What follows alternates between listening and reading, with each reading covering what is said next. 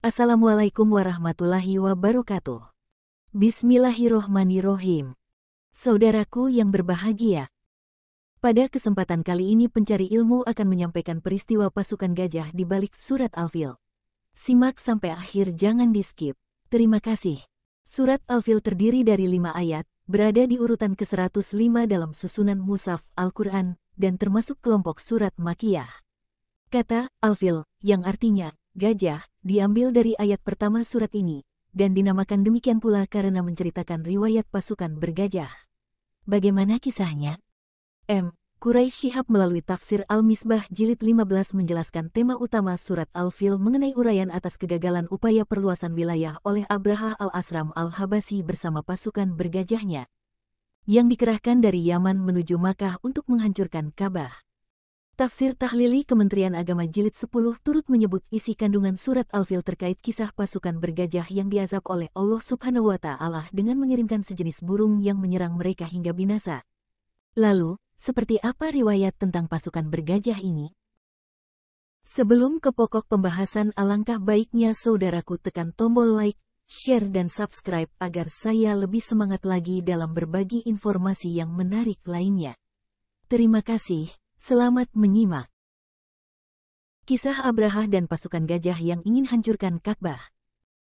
Masih dari tafsir Tahlili Kementerian Agama Jilid 10, peristiwa ini diketahui terjadi pada tahun 570 Masehi, bertepatan dengan tahun kelahiran Nabi Muhammad SAW. Ada yang mengatakan, kejadian ini berlangsung tak lebih dari 2 bulan sebelum lahirnya beliau SAW.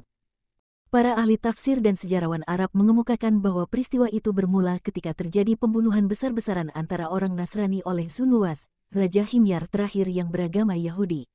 Mendengarnya, Raja Abisinia segera mengirim pasukan besar setelah dihubungi untuk minta bantuan. Bala tentara itu dipimpin oleh 2 orang pangeran, Aryad dan Abraha sebagai wakil raja, dan pasukan ini dikirim untuk menaklukkan Yaman.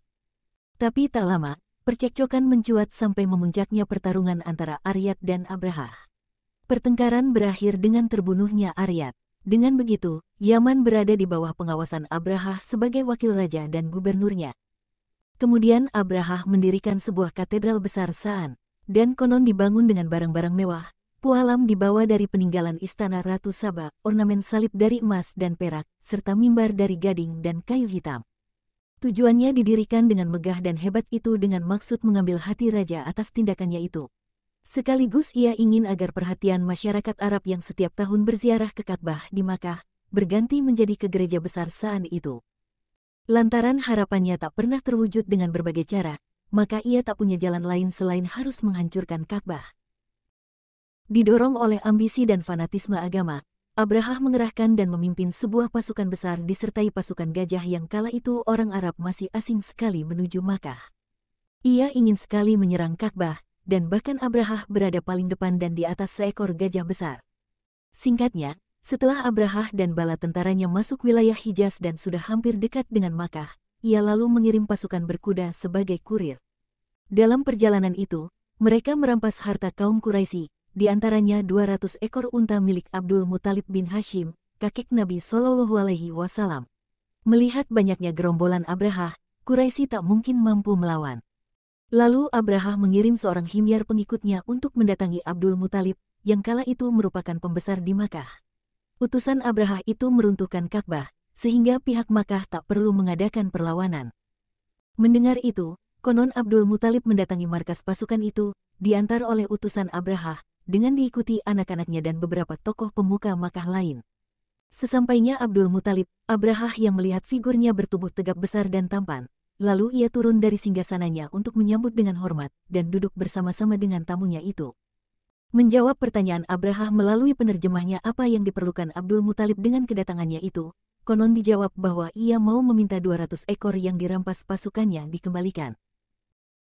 Yang sebelumnya Abraha hormat dan kagum kepada Abdul Muthalib saat melihatnya, ia menjadi tidak lagi setelah mengetahui kedatangannya yang hanya membicarakan 200 ekor unta miliknya yang dirampas anak buahnya. Bukan perihal rumah suci yang mendasari agamanya dan agama nenek moyangnya. Adapun kedatangannya akan menghancurkan Ka'bah tidak disinggung sama sekali. Akan tetapi, Abdul Muthalib menjawab bahwa ia pemilik unta, bukan pemilik Ka'bah.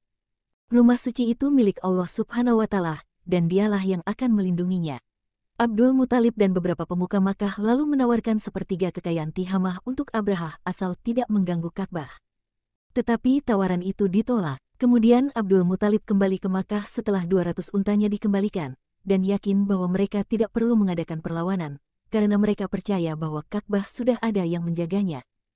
Kembalinya Abdul Muthalib di Makkah, lalu ia memerintahkan suku Quraisy keluar dari kota Makkah agar tidak menjadi korban pasukan Abrahah.